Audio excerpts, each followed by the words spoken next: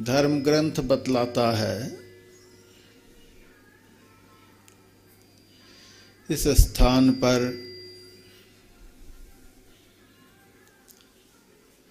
महाराज सगर ने भी हजारों वर्षों तक अपने पुत्रों का उद्धार करने के लिए तप किया, लेकिन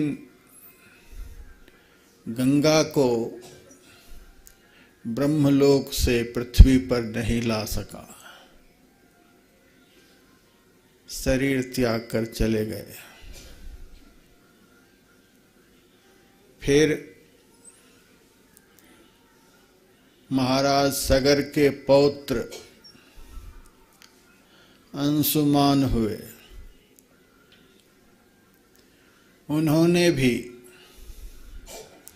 अपने 60,000 चाचे को पवित्र करने के लिए, गंगा को पृथ्वी पर प्रकट करने के लिए हजारों वर्षों तक तप किया, लेकिन गंगा को प्रकट नहीं कर सके, शरीर त्याग कर चले गए। महाराज अंशुमान के पुत्र दिलीप हुए।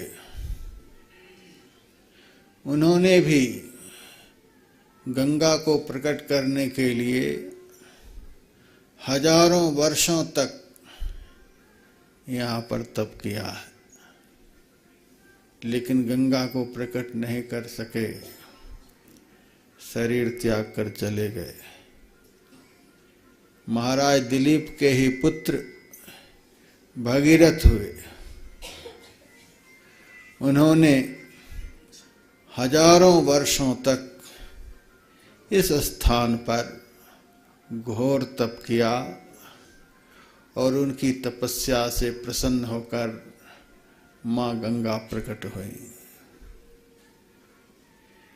यह बहुत कठिन तपस्या की भूमि है। कितने राजे महाराजे गंगा को प्रकट करने के लिए यहाँ तप किए, लेकिन प्रकट नहीं कर सके। भगीरथ के तप से गंगा प्रकट हुई। भगीरथ का अर्थ होता है बहुत अधिक परिश्रम करने वाला, बहुत कठोर श्रम करने वाला, बहुत अधिक तप करने वाला, बहुत अधिक साधना करने वाला, बहुत अधिक सदाचार संपन्न महापुरुष। ऐसे महापुरुष ही गंगा को प्रकट कर सकते हैं। यह स्थान भोग का नहीं है। मुंबई, कोलकाता, मद्रास, बेंगलुरु और भी बहुत बड़े बड़े शहर हैं, और भी बहुत सारे देश हैं, राष्ट्र हैं। वे सब के सब भोग प्रधान स्थान हैं। लेकिन आज हम लोग जहाँ सत्संग और ध्यान करने के लिए आए हुए हैं, यह भोग प्रधान स्थान नहीं है। यहाँ जिन्होंने भोग की प्राथमिकता दी है, वे नष्ट हो गए, वे भ्रष्ट हो गए, वे कुछ नहीं कर पाए, वे दुनिया से ऐसे ही चले गए। यह स्थान तप का है और साधारण तप का नहीं है, भगीरथ तप का स्थान है, बहुत अधिक तप का स्थान है। हम लोग यहाँ आए हैं बहुत अधिक तप करने के लिए। जो यहाँ आकर सुविधा को देखेंगे वे कुछ नहीं कर पाएंगे। यहाँ आकर बहुत लोग बढ़िया से बढ़िया होटल देखते हैं जहाँ सब तरह की सुविधाएं मिल जाए, वे यहाँ से कुछ नहीं ले जा सकेंगे। जो यहाँ आकर गर्म पानी देख रहे हैं, जो यहाँ आकर बढ़िया खाना देख रहे हैं, जो यहाँ आकर बढ़िया सुविधा देख रहे हैं, वे यहाँ से कुछ नहीं कर के जा पाएंगे। यह स्थान बहुत तप का है, यहाँ आकर के तपाना है। तन को भी तपाना है, मन को भी तपाना है, आत्मा को भी तपाना है, सबको तपाना है। ऐसी जगह पर यह आश्रम बना हुआ है जिस जगह पर से साक्षात गंगा माता का दर्शन होता है। साक्षात गंगा माता के मंदिर का दर्शन होता है और साक्षात बहुत सारे भक्तों का दर्शन होता है। बहुतों को गंगा में स्नान करते हुए हम लोग देखते हैं। कहाँ कहाँ से लोग आते हैं, सारी सुविधाओं में जीने वाले लोग आते हैं और बर्फ तुल्य जल में यहाँ स्नान करते हैं। यह भी तप ही है। सब लोग स्नान नहीं कर पाते। हम तो देखते हैं जो अस्थायी रूप से यहाँ रहते हैं वे गर्म पानी से नहाते हैं, लेकिन जो दूर दूर से आते हैं वे यहाँ आकर के तप करते हैं और उस तप का फल सबको मिलता है। मंदिर में जाकर माँ गंगा के विग्रह का दर्शन करते हैं। जो तन को तपाते हैं उनको बाहर में माँ गंगा के विग्रह का दर्शन होता है, लेकिन तन से भी अधिक मन का तप है। तन को गंगा के जल में ले जाकर लोग तपा रहे हैं तो उसका फल भी मिल रहा है। मंदिर में माँ गंगा के विग्रह का, पाषाणमय विग्रह का, स्वर्णमय विग्रह का दर्शन करते हैं। तो तन से भी बढ़कर मन का तप है। तन को तपाने से पाषाणमयी माँ गंगा का दर्शन होता है, लेकिन इस दर्शन से मन स्थिर नहीं होता है। इस दर्शन से मन निर्मल नहीं होता है। यह भी आप लोग समझ लीजिए। तन के तप से जो दर्शन होता है उस दर्शन से मन निर्मल नहीं होता है और मन के निर्मल हुए बिना विकार नहीं छूटता है। विकार के छूटे बिना निर्विकार परमात्मा का दर्शन नहीं होता है। तो यहाँ आकर तन को भी तपाना चाहिए और मन को भी तपाना चाहिए। दोनों को तपाना है। हमने यहाँ पर दोनों की व्यवस्था की है। गंगा जल में जाकर के आप लोग स्नान करें, तन को तपाएं और ध्यान और सत्संग के द्वारा मन का तप होता है। मन तपाया जाता है, मन को निर्मल बनाया जाता है।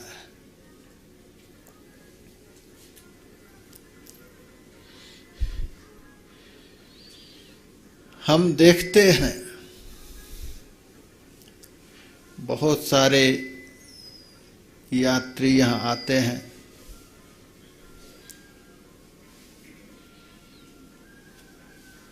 बीड़ी पीते हुए आते हैं, सिगरेट पीते हुए आते हैं, क्या से क्या बातचीत आपस में करते हुए आते हैं, मोबाइल पर क्या क्या देखते हुए आते हैं। यहाँ आकर स्नान करते हैं, माता जी के विग्रह का दर्शन करते हैं, और फिर जो सब करते हुए आते हैं वही सब करते हुए यहाँ से चले जाते हैं।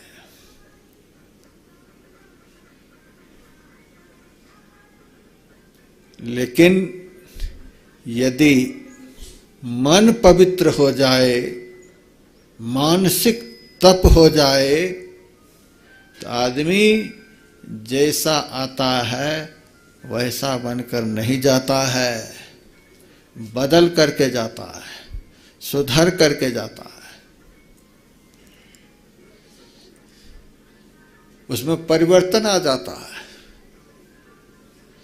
इसीलिए राजस्थान के एक संत सुंदरदास जी महाराज ने कहा, जो कोई जाय मिले इन सोनर, होय पवित्र लगे हरि रंगा, दोष कलंक सबय मिट जाय जो, नीचहु जाय सो होत उतंगा, ज्यों कोई नीर मलिन महाअति, गंग मिलत हुई जात है गंगा, सुंदर शुद्ध करे तत्काल ही, है जग माहि बड़ो सत्संगा। यह सत्संग क्या है? यह भी एक गंगा ही है। गंगा का एक नाम पुराणों में त्रिपथगा है। गंगा का एक नाम पुराणों में त्रिपथगा। त्रिपथगा का अर्थ होता है तीन रास्ते से जाने वाली। गंगा माँ जब प्रकट हुई तो एक ही रास्ते से नहीं गई हैं, तीन रास्ते से गई है। एक गंगा पाताल वाहिनी है जो नीचे की तरफ पाताल में चली गई, और एक आकाशगामिनी है, आकाश की तरफ गई है। एक गंगा धरती पर चलती हुई सागर तक पहुंची है। तीन धाराएं गंगा की प्रकट हुई हैं, इसीलिए त्रिपथगा कहते हैं। तो हम लोगों को भी तीन रास्ते से जाना है। एक रास्ता वह है जिस रास्ते पर से चलने पर तन पवित्र होगा, दूसरे रास्ते पर से चलकर मन पवित्र होगा, और तीसरे रास्ते पर चलेंगे तो आत्मा पवित्र हो जाएगा। तन को भी पवित्र करना है, मन को भी पवित्र करना है, और आत्मा को भी पवित्र करना है। तो तन पवित्र होता है बाहर के स्नान करने से, और मन पवित्र होता है सत्संग श्रवण करने से। सत्संग को भगवान श्री राम ने प्रथम भगति बतलाया। प्रथम भगति संतन कर संगा, संत के संग का नाम सत्संग है। सत्संग को भक्ति का पहला अंग बतलाया है। सत्संग सुनने से, संत का संग करने से मन पवित्र होता है। और तीसरी गंगा भी है। तीसरी गंगा कौन सी है? चेतनात्मिका गंगा। अंदर में भजन करने से, अंदर में मन को एकाग्र करने से, अंतर्मुखी साधना करने से साधक अंतर ज्योति का दर्शन करता है। अंदर की जो ज्योति है वह चेतनात्मिका गंगा है। उस गंगा में अवगाहन करने से आत्मा पवित्र होती है। इसलिए तन को भी पवित्र करना है, मन को भी पवित्र करना है और आत्मा को भी पवित्र करना है। यहाँ से प्रायः लोग तन को पवित्र करके चले जाते हैं, लेकिन मन को पवित्र करने का कोई उपाय नहीं करते। मन को जो पवित्र नहीं करते हैं, इसीलिए यहाँ से जाने के बाद जैसे के तैसे रह जाते हैं। उसके आचार विचार व्यवहार में कोई परिवर्तन नहीं दिखता है। मन के पवित्र हो जाने के बाद आचार विचार व्यवहार में बहुत परिवर्तन हो जाता है।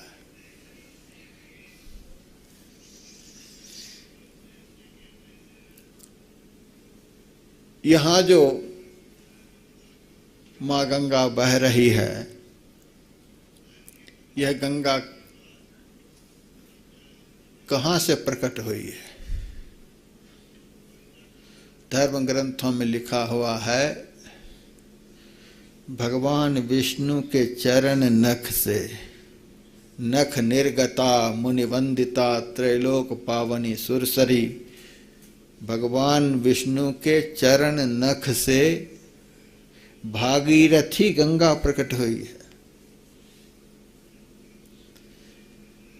और दूसरी है भक्ति रूपी गंगा। राम भगति जहाँ सुरसरी धारा, सरसई ब्रह्म विचार प्रचारा। परमात्मा की भक्ति को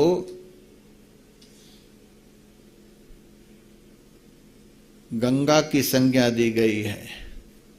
राम भगति जहाँ सुरसरी धारा, परमात्मा की भक्ति भी गंगा ही है। भक्ति रूपी गंगा कहाँ से प्रकट हुई है? भागीरथी गंगा भगवान विष्णु के चरण नख से प्रकट हुई है। और यह गंगा नख से प्रकट होकर ब्रह्मा जी के कमंडल में गई, फिर भगीरथ के तप से धरती पर आई, फिर यहाँ से चलते चलते चलते समुद्र में मिल गई है। भक्ति रूपी गंगा कहाँ से प्रकट हुई है? भागीरथी गंगा भगवान विष्णु के चरण नख से। और भक्ति रूपी गंगा, भक्ति रूपी गंगा प्रकट हुई है संत के चरण से।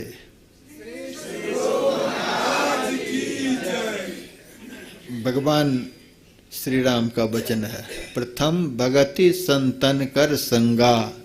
भक्ति का पहला अंग है संत का संग। संत का संग करने से भक्ति का आरंभ होता है, भक्ति प्रकट होती है। जब तक संत की शरण में नहीं जाएंगे तब तक भक्ति प्रकट हो ही नहीं सकती है, तब तक भक्ति उत्पन्न हो ही नहीं सकती है। भक्ति रूपी गंगा मन को पवित्र करती है। एक संत हुए इस धरती पर, केशवदास जी महाराज। उन्होंने बतलाया है, दासी के नारद, हिरणी के श्रृंगी ऋषि, अंडा से वृंडा सुखदेव जी कहा तो है। मत्स्य गंधा से व्यास, गणिका से वशिष्ठ मुनि, शूद्रणी से भरद्वाज ब्राह्मण पद पात है। गागरी से कुंभज, रेणुका से परशुराम, कुलहंडू से वाल्मीकि महिमा लखात हैं, कहे कवि केशवदास कहालों करो विचार, सत्संग के प्रभाव से शिरोमणि कहाता है। नीच से नीच व्यक्ति का नाम यहाँ पर बताया गया और संत के संग से उनके जीवन में कितना बड़ा परिवर्तन आया। कहते हैं सत्संग के प्रभाव से शिरोमणि कहाता है। मन जब पवित्र हो जाता है तो आदमी ऐसा बन जाता है। तो मन को पवित्र करने वाली गंगा भक्ति रूपी गंगा है। और भक्ति रूपी गंगा संत के संग से, संत के चरण से प्रकट हुई है। श्रीमद् भागवत महापुराण में ऐसा प्रसंग आता है कि भगीरथ के कठोर तप से मां गंगा उनके सामने प्रकट हो गई और कहा, बेटा तुम मेरे से वरदान मांगो। महाराज भगीरथ ने मां गंगा से कहा, माता मैं तो तुम्हारे दर्शन से धन्य हो गया हूं,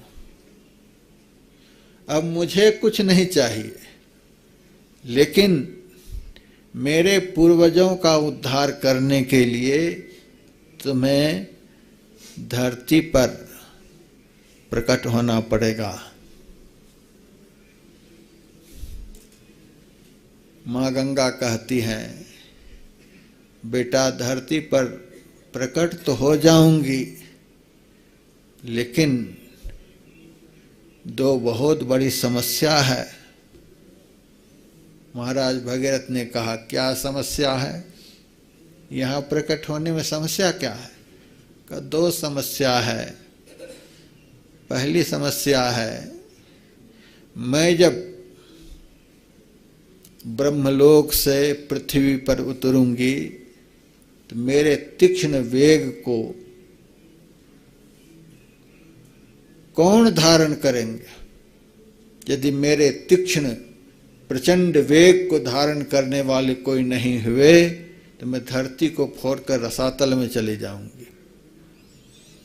तो मेरे तीक्ष्ण वेग को कौन धारण करेंगे? पहली समस्या है, उसकी व्यवस्था करो। महाराज भगीरथ को फिर से 10,000 वर्ष तप करना पड़ा है। उस तप से शिव जी प्रसन्न हुए हैं। शिव जी ने वरदान मांगने के लिए कहा तो भगीरथ ने कहा, महाराज आप ऐसी कृपा करें कि मां गंगा को अपने मस्तक पर धारण कर लें। शिव जी ने वचन दिया है कि गंगा को आने के लिए कहो, गंगा को मैं धारण करूंगा। धारिष्यति ते वेगं रुद्रस्त्वात्मा शरीरिणाम, मैं गंगा के तीक्ष्ण वेग को धारण करूंगा।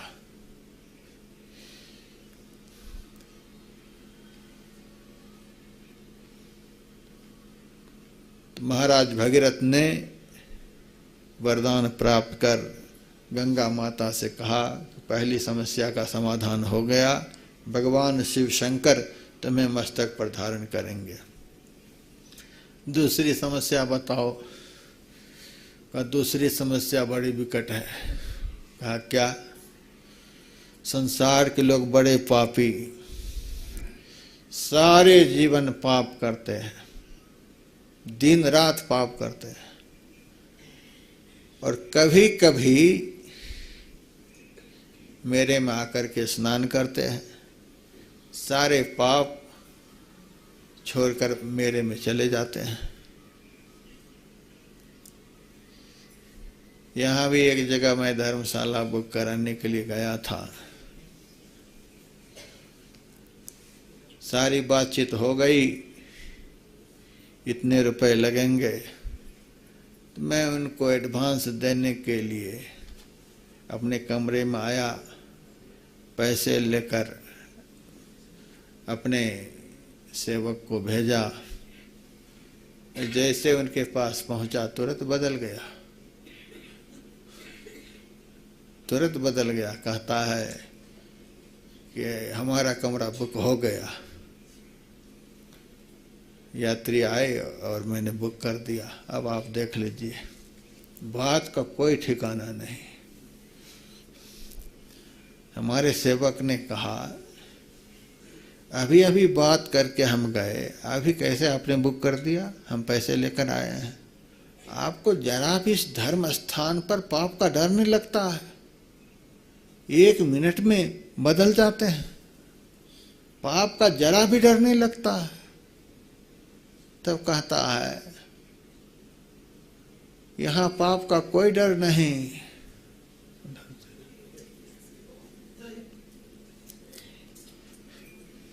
यहां पाप का कोई डर नहीं। यहां तो साक्षात गंगा माता का दर्शन होता है, सब पाप खत्म हो जाता है। दिन भर दुकान में बैठकर पाप करते हैं, गंगा माता का दर्शन कर लेते हैं, सब पाप स्वाहा हो जाता है। ऐसी भी प्रवृत्ति है। दिन भर पाप करो, सारे जीवन पाप करो और गंगा जी में चले जाओ, स्नान कर लो और पवित्र हो जाओ। पवित्र होने का यही लक्षण है कि पाप करने की प्रवृत्ति बनी ही रह जाए। पवित्र होने का यही लक्षण है।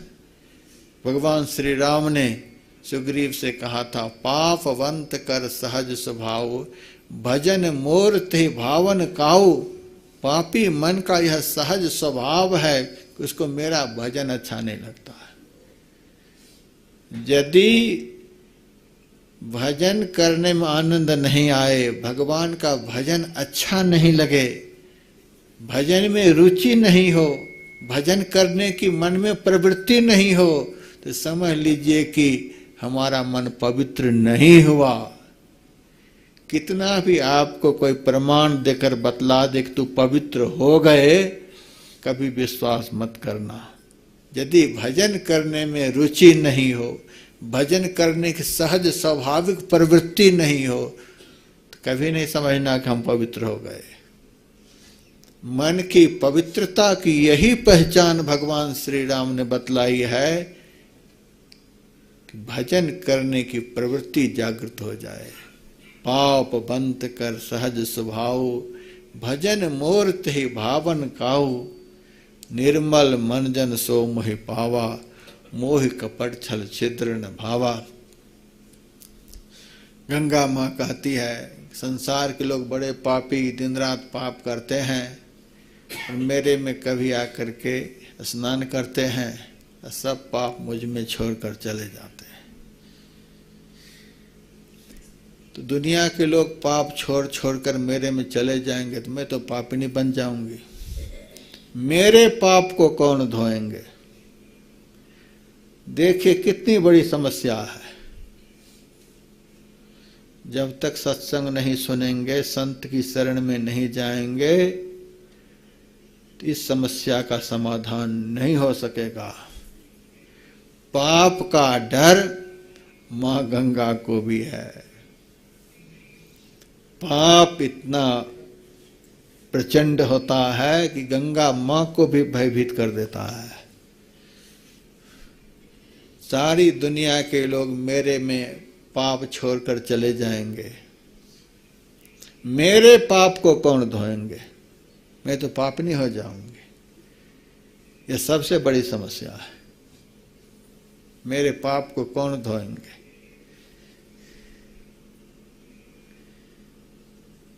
सारी दुनिया के लोग आकर के स्नान करते हैं।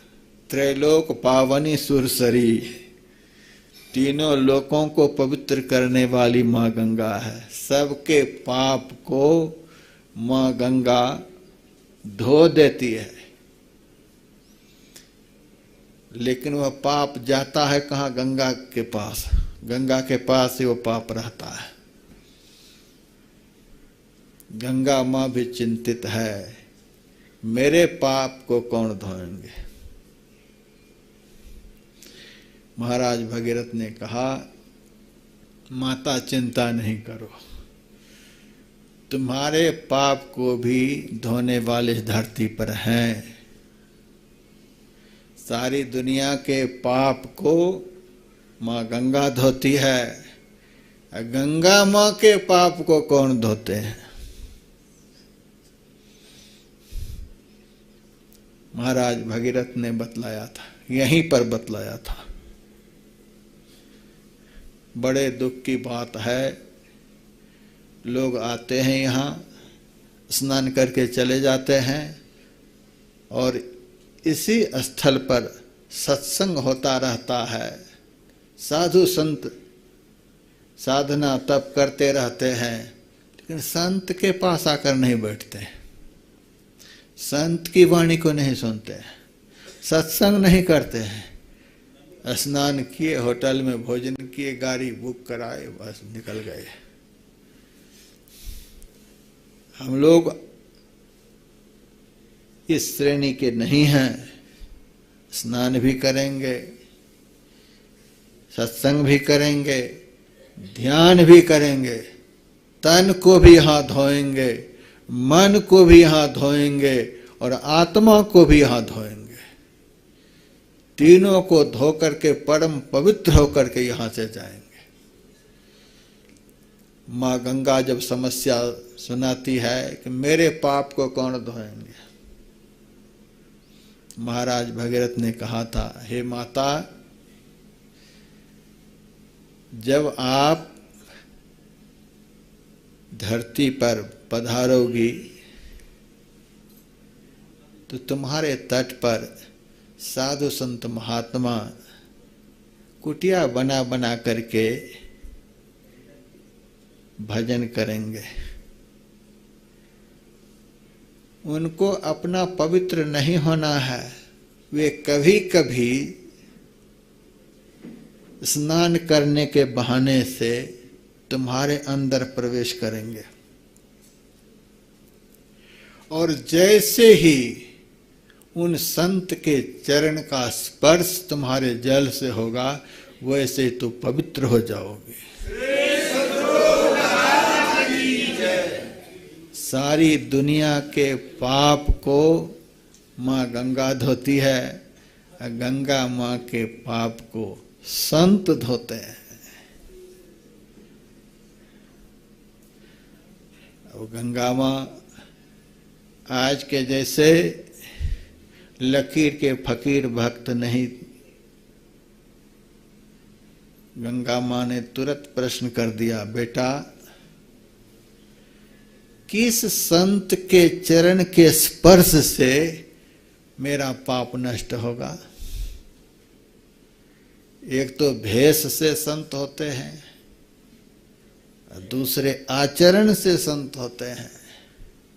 भेष के अनुरूप यदि आचरण है तो सोना में सुगंध है।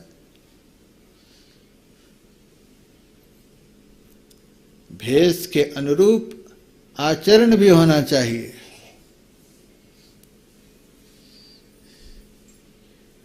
तो धरती पर संत के भेष में तो बहुत लोग घूम रहे हैं, मेरे तट पर बहुत लोग रहते हैं, लेकिन किस संत के अंग के स्पर्श मात्र से मेरे पाप नष्ट होंगे? महाराज भगीरथ बड़े ज्ञानी भक्त थे। उन्होंने बतलाया, सुनो माता, किस संत के अंग के स्पर्श मात्र से तुम्हारे सब पाप नष्ट हो जाएंगे, बतलाता हूं। और एक श्लोक भगवान वेद व्यास जी ने भागवत में लिख दिया, साधवो न्यासिनः शांताः ब्रह्मिष्ठा लोकपावनः हरन्त्यगं त्यंग संगास्ते स्वास्ते हगभिद्धरि।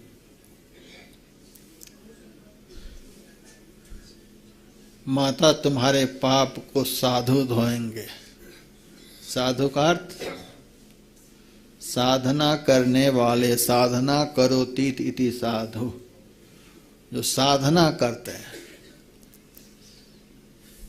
मन को भी साधते हैं, बुद्धि को साधते हैं, चित्त को साधते हैं, अहंकार को साधते हैं, आँख को साधते हैं, कान को साधते हैं, नाक को साधते हैं, जीभ को साधते हैं, चमड़ा को साधते हैं, हाथ को साधते हैं, पैर को साधते हैं।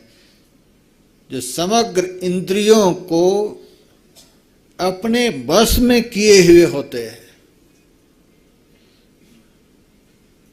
और नियंत्रित इंद्री वाले नहीं, नियंत्रित इंद्री वाले को साधु कहते हैं, जिनकी सारी इंद्रियां उनके नियंत्रण में हों।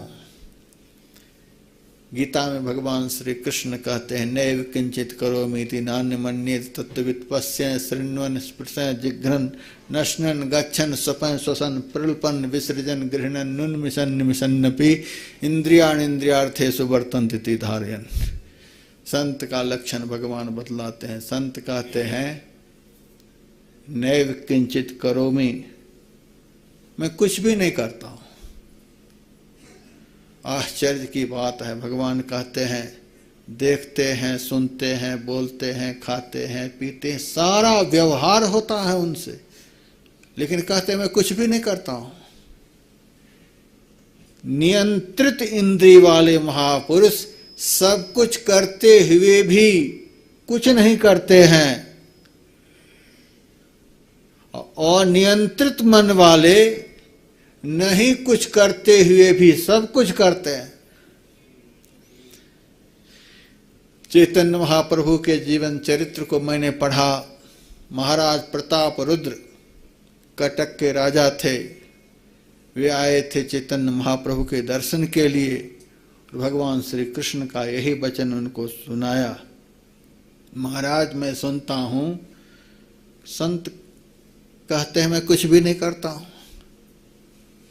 वे देख रहे हैं, सुन रहे हैं, बोल रहे हैं, सब कुछ कर रहे हैं, और संत के लिए कहते हैं वे कुछ नहीं करते हैं, मैं कुछ भी नहीं करता हूं। इस संसार में रहकर 14 इंद्रियों के साथ में रहकर सारा व्यवहार करता हुआ और कुछ नहीं कर रहे हैं, यह कभी संभव है? कहाँ संभव है। हमें विश्वास नहीं होता है। देखते हुए नहीं देखते हैं, बोलते हुए नहीं बोलते हैं, खाते हुए नहीं खाते हैं, स्वाद लेते हुए स्वाद नहीं लेते हैं, हमें विश्वास नहीं होता है। चैतन्य महाप्रभु ने कहा थोड़ी सी चीनी ले आओ और हमारी जीभ के ऊपर डालो। 2 अंगुली से चीनी को उठाकर चैतन्य महाप्रभु की जीभ पर रख दिया। 1 घंटा तक चैतन्य महाप्रभु जीभ को बाहर निकालकर चीनी को अपनी जीभ पर रखे रहे। 1 घंटा के बाद जीभ को नीचे उन्होंने कर दी, सारी की सारी चीनी नीचे गिर गई, सूखी की सूखी चीनी नीचे गिर गई। महाराज प्रताप रुद्र को बड़ा आश्चर्य हुआ, महाराज यह कैसे हुआ? हमारी जीभ पर यदि चीनी होती तो अब तक मैं कहाँ से कहाँ चली गई होती, और आपकी जीभ पर 1 घंटा तक चीनी रही, भीगी तक नहीं, ज्यों के त्यों नीचे गिर गई। चैतन्य महाप्रभु ने कहा मैंने अपनी जीभ को चीनी का स्वाद लेने का आदेश नहीं दिया। आदेश देता तभी तो स्वाद लेती, भीगती, आदेश नहीं दिया।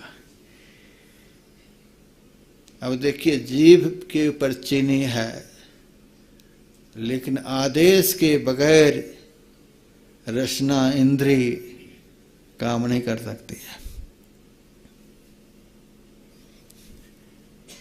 और एक बार महर्षि रमन का जन्मोत्सव जब मनाया गया था, जन्मोत्सव के अवसर पर बहुत बड़े बड़े गायक लोग भजन गाने के लिए आए हुए थे।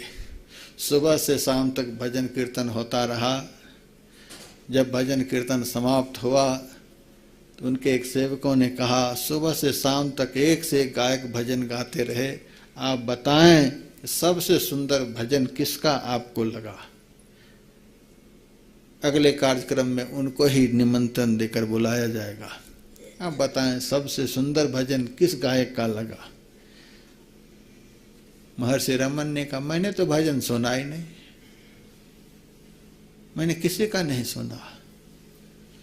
सेवकों ने कहा हम लोगों की तरह आप भी बैठे हुए थे, आप सोए हुए भी नहीं थे, जगे हुए थे, आपकी आंखें खुली हुई थी, आप गायक की तरफ देख भी रहे थे और आप कहते मैंने तो सुना ही नहीं।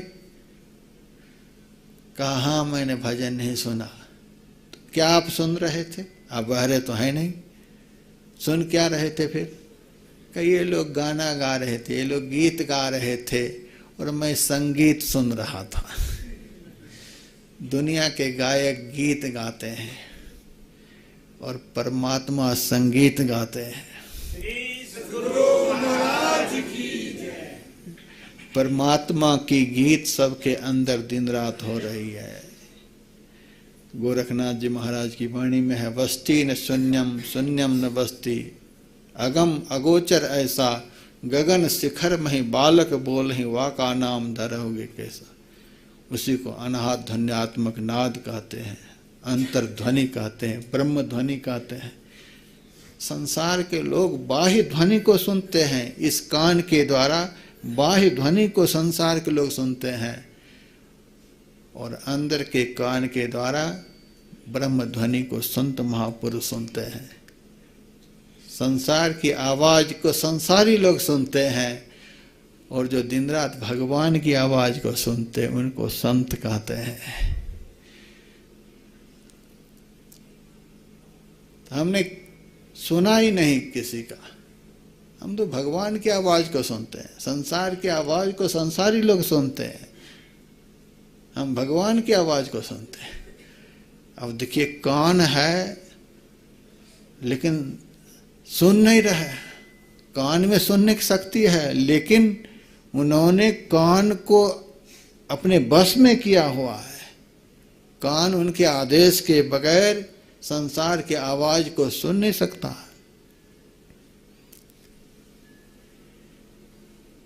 और एक संत जा रहे थे, रास्ते में एक गायिका नृत्य कर रही थी और गाना भी गा रही थी।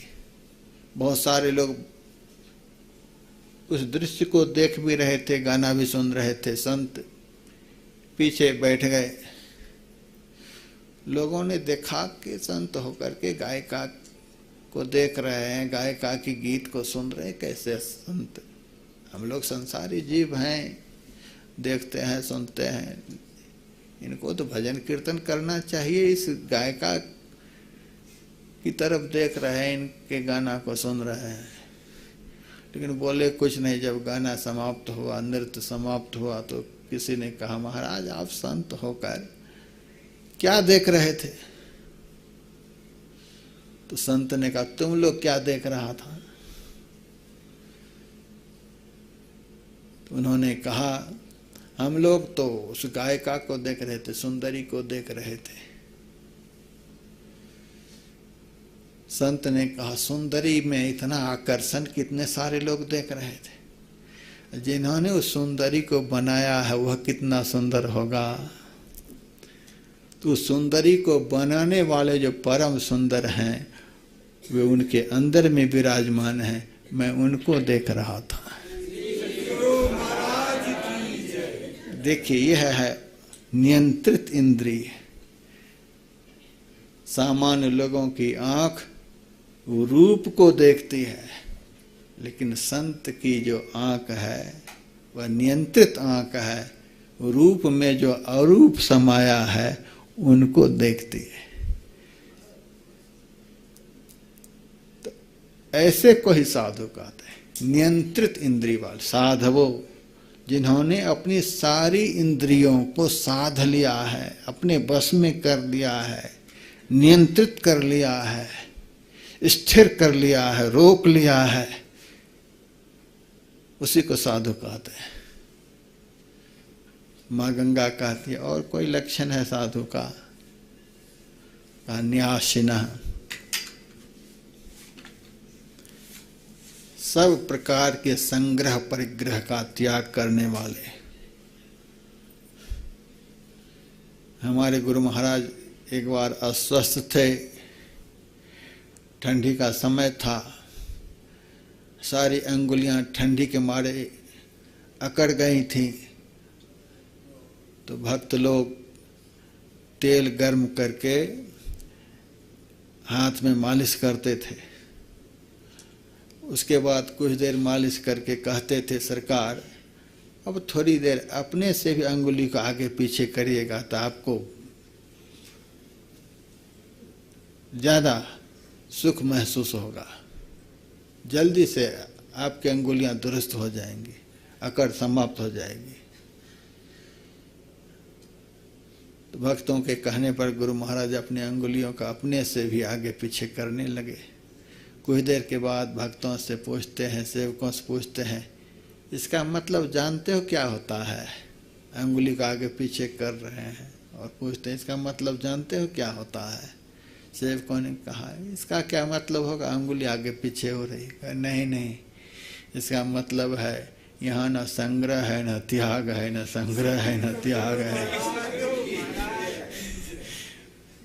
संग्रह करेंगे तभी तो त्याग करना पड़ेगा, कोई संग्रह करते ही नहीं, संसार को भीतर आने ही नहीं देते हैं। जो संसार को अपने अंदर प्रविष्ट नहीं होने दे उसी को सच्चा त्यागी कहते हैं। हम पैसा नहीं छूते हैं, कपड़ा नहीं छूते हैं, घर में नहीं रहते हैं, यहाँ नहीं रहते हैं, ये नहीं करते हैं, इसको त्याग नहीं करते। यह तो साधारण त्याग है। जिसकी कोई भी इंद्रियां उनके आदेश के बगैर संसार के किसी भी विषय को ग्रहण नहीं करे उसी को महात्यागी कहते हैं। यहाँ न संग्रह है न त्याग है। न्यासिनः सब प्रकार के संग्रह परिग्रह से रहित।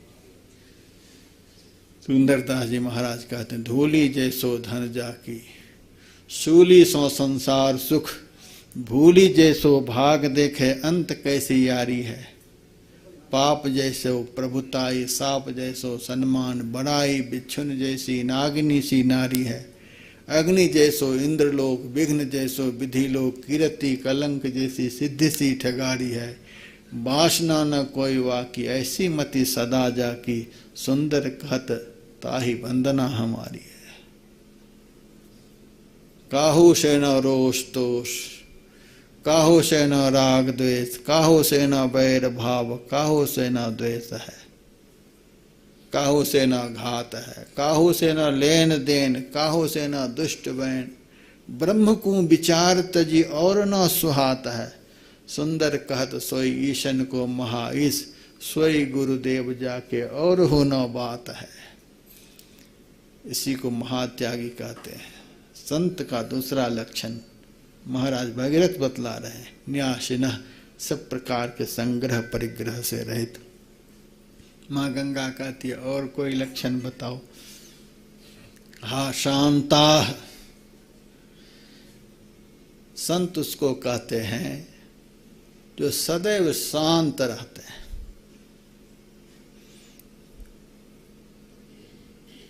सदैव शांत रहना कोई साधारण बात है। शरीर का शांत हो जाना कुछ और बात है, लेकिन मन का शांत होना साधारण बात नहीं है। जब तक विकारों के वेग मन में उत्पन्न होते रहते हैं तब तक मन में शांति आ ही नहीं सकती है। काम, क्रोध, लोभ, मोह, मद, मात्सर्य, ये 6 विकार जिनके मन की शांति को कभी समाप्त नहीं कर सकते उसी को संत कहते हैं। जिनके मन के अंदर में कोई भी विकार नहीं, कोई भी विकार जिनको क्षुब्ध न कर सके उसी को संत कहते हैं।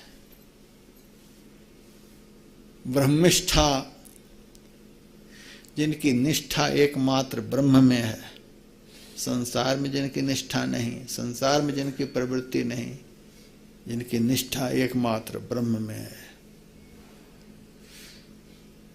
हमारे गुरु महाराज हरिद्वार में एक कार्यक्रम में गए हुए थे।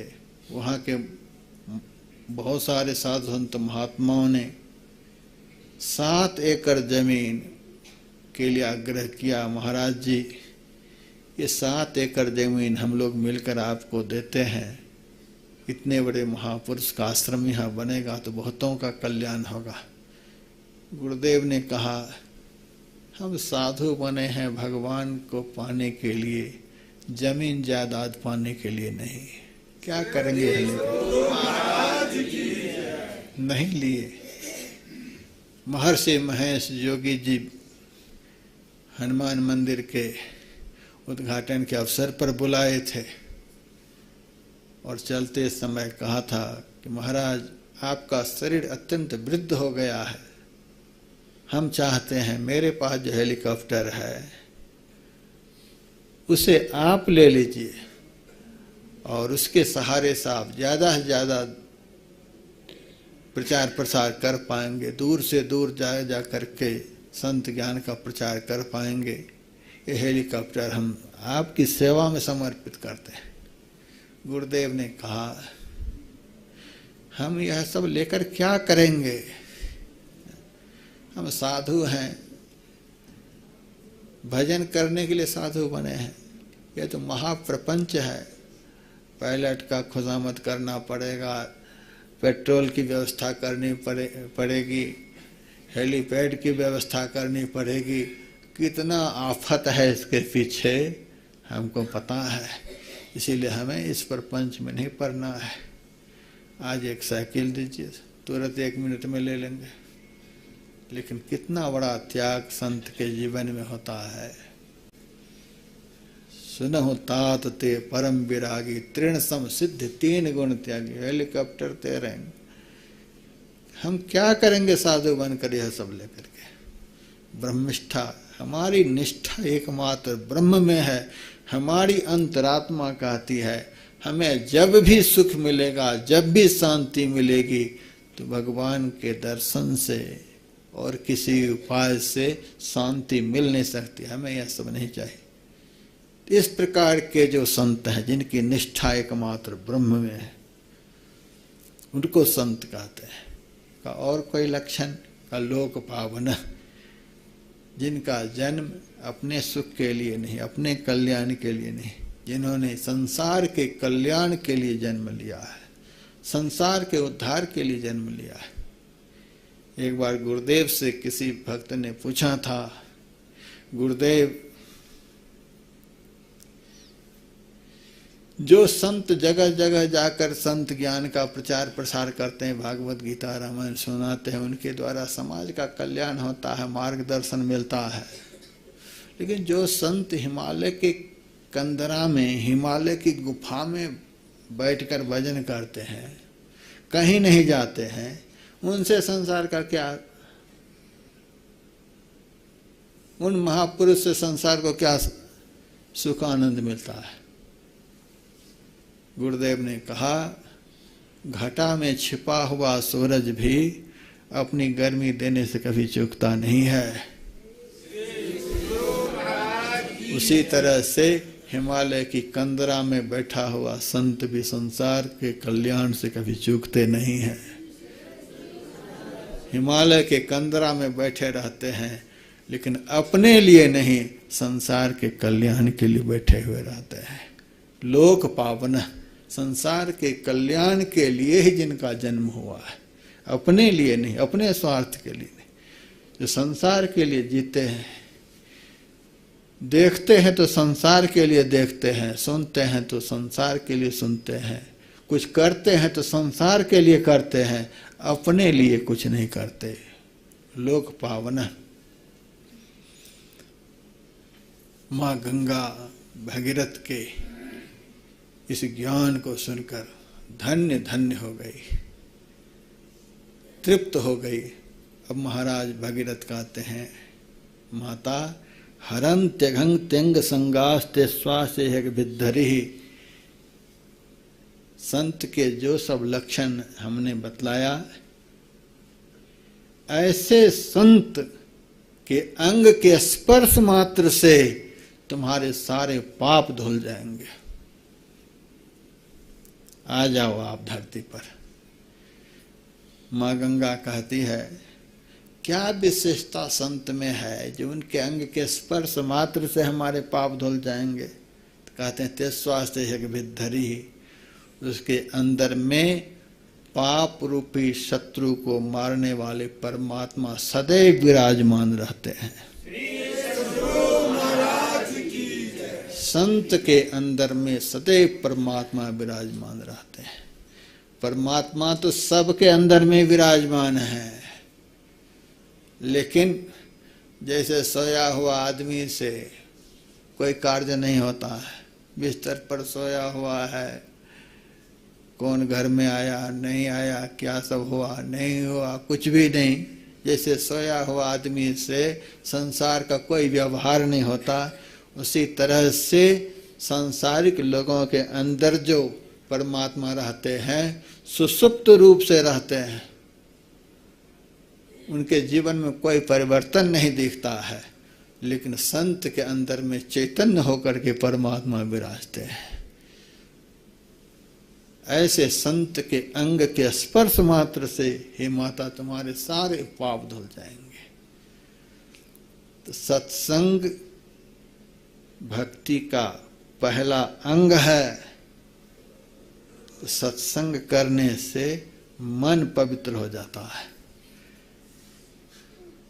और सत्संग सुनकर ही केवल नहीं रह जाइए, सत्संग में कुछ करने के लिए भी कहा जाता है। यह करो वह करो, यह नहीं करो वह नहीं करो।